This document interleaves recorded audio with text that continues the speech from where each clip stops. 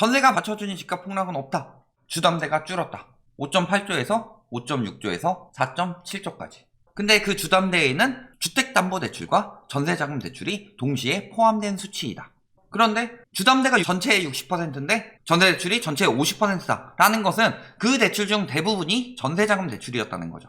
그렇다는 건 전세자금 대출이 굉장히 많이 축소가 됐다. 전세 시장에 들어오는 유동성이 없다. 그렇기 때문에 전세 가격이 위험하다. 그리고 앞으로 금리가 올라가면 올라갈수록 전세 시장에 들어올 유동성이 줄어들기 때문에 전세 가격은 떨어질 수 있다. 늘 이렇게 경고를 하죠. 건사년에서 내년에 계약갱신 청구권 만료 수요들로 인해서 전세가가 폭등할 것이다. 그 사람들이 들어오게 된다면 지금 신규 계약이 8억 하던 전세가 9억 10억이 되냐? 그렇지 않죠.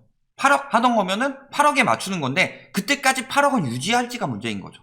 왜냐면은 임대차법 때문에 전세가가 오른 것이 아니라 두 차례 금리 인하하고 나서 5월부터 전세가 상승폭이 확 늘어났기 때문에. 그러니까 작년 6월 기사 보면은 6.17 대책 때문에 전세가가 올랐대요. 그리고 7월 기사 보면은 7.10 대책 때문에 전세가가 올랐대요. 그리고 8월 기사부터 임대차산법으로 통일해서 가고 있다. 이것이 언론이 거짓말을 하고 있다는 뜻이죠. 그럼에도 불구하고 전세가가 계속 오르면서 받쳐주니 하락은 없을 것이래요. 그렇다면 지금부터 전세가가 떨어지는지 안 떨어지는지를 봐야겠죠.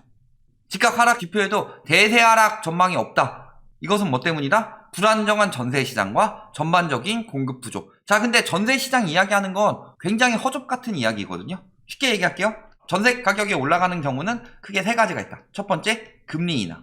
두 번째, 대출 확대. 대표적으로 MB정부부터 계속 전세자금 대출을 전 정부까지 풀어줬었죠. 한도를. 세 번째, 공급 부족. 자, 그렇다면은 금리 인하 될 가능성 없죠? 대출 확대 될 가능성 없죠? 공급 부족 맨날 이야기하고 있는데 공급 부족의 정확한 정의는 뭐예요? 수요에 비해 부족한 공급.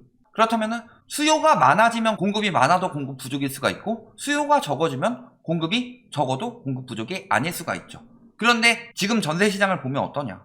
임대차산법 때문에 전세가가 오르고 전세 매물이 잠김된다라고 했는데 허위 매물 계도 기간까지 끝난 작년 9월 21일부터 전세 매물은 장기적 우상향이었죠. 그렇다는 건 수요보다 공급이 많이 나오고 있다는 소리죠. 매물이. 아니, 매물은 계속 잔금인데 너무 비싸서 못 들어간다. 그게 공급이 과잉이라는 거예요. 예를 들어서 얼마 전에 빼빼로 데이였으니까 빼빼로가 개당 1,000원이다. 그래서 1,000개를 생산했는데 10,000명이 달려들었어요. 그러면 공급 부족이죠. 그런데 빼빼로 데이라고 한몫 벌어보겠다고 개당 10,000원에 팔았다고 해봅시다. 그러니까 10,000명이 달려들 줄 알았는데 너무 비싸, 안 사. 그래서 한 3,000명밖에 안 남았어요. 그렇다면은 공급이 과잉된 거죠. 똑같이 1,000개를 생산했는데 10,000원 너무 비싸. 200명밖에 안 찾아요. 갑부집밖에 없어. 생산을 500개로 줄였는데도 200명밖에 안 찾아. 그러면 공급 과잉인 거예요. 지금이 딱 그 상황이다. 거기다가 집이 늘어나죠. 자, 그래서 전세 시장에 영향을 미치는 거, 공급 들어오는 거 그렇게 크지 않습니다. 왜? 가구수는 이제 늘어난다고 하는데 가구수 늘어나는 건 대부분 부동산 가격 올라가면서 증여하고 양도하고 하면서 가구 나눴기 때문이지 1가구 2주택 이런 거 나올까봐. 그럼 세금 많이 붙잖아요. 그래서 2020년에 세금 강화되니까 인구수는 줄어드는데 가구수가 확 늘었죠. 공급이 부족한 거 아니에요? 그래놓고 다 부모님 집에 기어 들어가서 산다. 증여 받아놓고. 그러면은 지금 인구가 줄고 있는 상황이에요? 그렇다는 거는 공급이 부족한 상황이 아니다. 신축이 적다고 해서 공급 부족이라고 말하는데 그건 그렇지 않아요. 대량의 공급은 오히려 전세가를 떨어뜨리는 요인이고 소량의 공급이 전세가를 올리는 요인이 아니다. 그렇다면 전세가를 올리는 요인은 뭐다? 멸실이죠. 그래서 제대로 똑바로 살고 있다가 그 집이 부서져서 새 집을 구해야 돼요. 그럼 갑자기 수요들이 생겨나죠. 그렇기 때문에 진짜 막 공급 부족이라 전세가가 올라간다. 이것은 멸실이 급증했을 때 나오는 현상이에요. 그렇다면은 지금 재건축 풀어라 라고 하는 거 뭐예요? 전세가 올리겠다는 소리죠. 그리고 맨날 전세 시장 이야기하고 있는데 아까 전세 시장이 유동성과 공급 부족 이야기를 했죠. 그러니까 어차피 같은 말인데 지금 공급 부족 아니라는 건 어디서든 증명되고 있고 그 다음에 저금리 끝났죠? 대출 막죠? 전세 시장이 계속 불안정할 이유가 있어요? 나눠서 이야기해가지고 얘는 다른 변수 얘는 다른 변수 이런 식으로 이야기하고 있는데 공급과 금리의 종속 변수예요. 전세는. 그리고 공급은 부족하다? 아니죠. 매매도 쌓이고 전세도 쌓이는데 공급 부족은 수요 대비 공급 부족이죠. 언론에서 그렇게 깠어요. 중학교 교과서에서도 나오는 수요와 공급에 대해. 수요와 공급이 중학교 교과서에서도 나오는데 중학교 교과서만도 못한 수준으로 공급만 이야기를 하고 있죠. 왜 수요를 얘기를 안 해요? 규제 때문에 수요가 없다? 규제 때문에 없어진 수요는 투기 수요다. 9월 21일 기준으로 요 전에는 다 허위 매물 때문에 매물이 엄청 많았죠? 그래서 허위 매물에다 과태료 부과하니까 싹 사라지고 여기서부터가 지금이랑 똑같은 수준이죠. 그러니까 여기 대비로 매물 줄었다는 거짓말입니다. 왜? 허위 매물에 대한 규제가 다른 시기인데. 그렇다면 이 기준으로 봤을 때 어때요? 요때 잠깐 줄어들지만 전반적으로 다시 늘어나죠. 계속 늘어나고 있다. 공급 부족이 아니라 공급 과잉이라는 소리예요. 제주부터 전북까지 전세 매물 줄어든데 경북, 전북 두 군데밖에 없죠. 나머지는 전반적으로 다 늘었는데. 수도권에 사람들이 계속 찾으니까 계속 공급 부족이래요. 계속 찾아도 이미 인구가 박살이 났고 일자리 찾아가지고 막 그냥 다 내던지고 와요. 예전 60, 70년대 얘기예요. 새마을 운동하고 그래요 지금? 전세가 절대 안 떨어진다. 5천만 원 내려도 전세 안 나가요. 전세 거래지수 금융위기 이후 최저 9.8로 한 자릿수로 떨어졌다. 서울 기준 전세 거래지수. 거래를 안 한다. 저 가격에 누가 미쳤다고 거래를 해요. 30평대 전세 5억 불렀는데 4억 5천까지 해준다고 해도 쉽지 않다. 전세대출 규제가 영향이 제일 크다. 근데 이 전세대출 규제가 풀릴 규제냐? 안 풀릴 규제죠. 올해 풀어주라고 했는데 안 풀어주죠? 내년에는 총량에 포함이 돼요? 그 다음에 정부에서 분할 상환하면 혜택 주겠다 했는데 아예 KB 같은 데는 분할 상환만 받죠. 근데 분할 상환 비중이 어떻게 되냐? 연 5% 수준이죠. 총액의 10%니까. 주담대 30년, 40년 받았다고 해봅시다. 30년 받으면 33.3%예요. 10년에. 그럼 1년에 3.33%인데 상환율이 더 크다는 거죠. 왜 그래요? 은행에 돈이 없으니까. 내년에 규제 총량 포함되는데 정부에서 풀어줄 수 있을 것 같아요? 정부에서 못 풀어요 저거. 정부에서 풀 수 있는 수준이 아니다. 지금 가계부채가 감당이 가능하냐 불가능하냐 이런 상황인데 언제는 괜찮고 언제는 안 괜찮고 이게 아니라 이미 적용됐어야 되는 바젤3 적용이 늦어지고 이미 적용됐어야 하는 DSR 적용, 그 다음에 유동성 커버리지 비율, 예대율 이런 것들 적용 안 되면서 생각 없이 빌려줬는데 지금 보니까 위기다. 순환정 자금 조달 비율도 당시 2018년 시행할 때 110% 수준이었는데 지금 거의 100%예요. 조금만 더 떨어지면 그것도 맞춰야 돼요. 은행권에서 더 대출 막을 수밖에 없다. 그런데 대출 규제의 계약갱신 청구권 사용 등으로 전세 수요가 감소해서다. 수요가 감소했잖아요. 그러면은 맨날 뭐라고 그랬어요 언론에서. 계약갱신 청구권 때문에 매물이 안 나와서 전세가는 폭등할 것이다. 매물이 안 나와서 늘 수요 감소였다. 전세시장이 금융위기 시절에 견딜 정도로 빙하기가 찾아왔다. 전세가격 안 떨어지는 이유 뭔지 아세요? 5천 낮췄는데도 안 들어오니까. 언제 떨어지기 시작할 거예요 전세가격? 역전세는 이미 났어요. 근데 5천 낮춰서 안 들어와서 한 5천 더 낮춰서 한 4억 했을 때 사람들이 들어온다. 그러면 그때부터 전세가가 떨어지는 지표가 뜰 것이다. KB든 부동산 원이든 들어온 게 뭐냐면 올라가는 건 빨리빨리 반영하면서 떨어지는 건 반영이 안 돼요. 거래량도 적고. 왜? 부동산원이랑 KB에서 저 지수 측정하는 거 어떻게 하게요?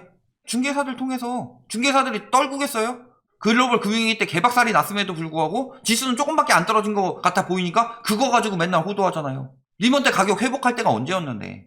전세가가 떨어지면 갭투기가 붕괴합니다. 왜? 전세가 5천만 원 하락했다고 해봅시다.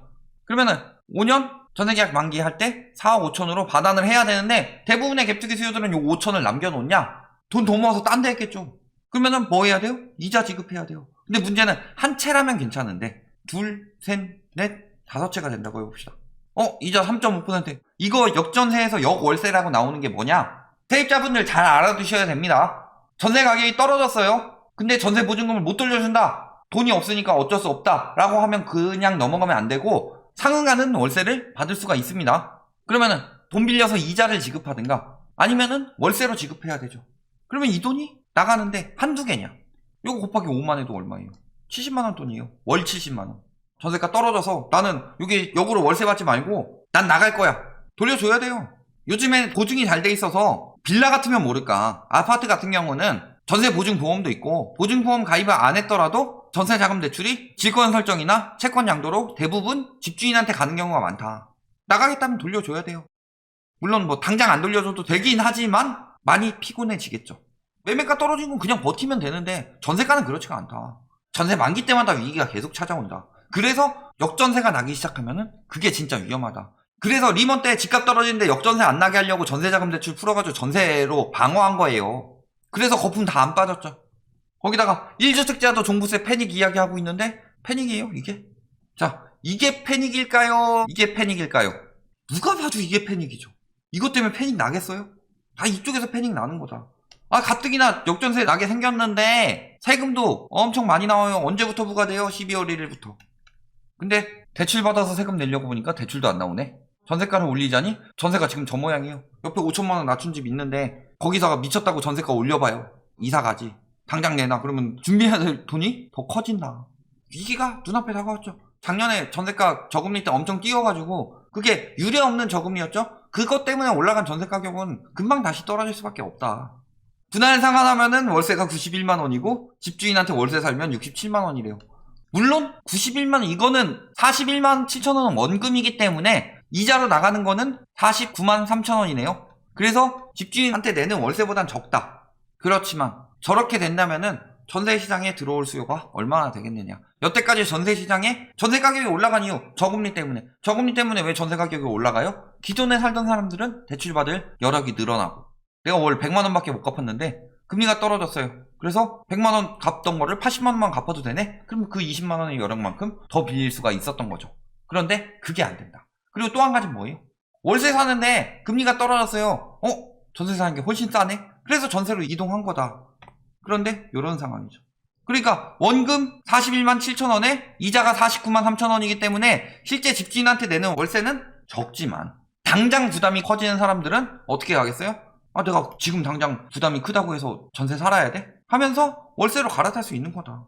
전세의 월세화는 이제 진짜 진행이 될 겁니다. 왜냐하면 그 전에 전세의 월세화라고 그렇게 언론들이 떠들어댔지만 월세가 전세화되고 있었기 때문에 그것은 저금리 때문이었고 대출을 많이 해주는 전세자금 대출 한도 때문이었는데 다 막고 있죠. 지금 보증도 막고 있고 초고가 전세는 대출 막히죠. 15억 넘는 초고가부터 보증 안 한다. 서울보증보험만 보증 중단한다는데요. 서울보증보험 제외하고 나머지는 이미 보증을 중단했어요.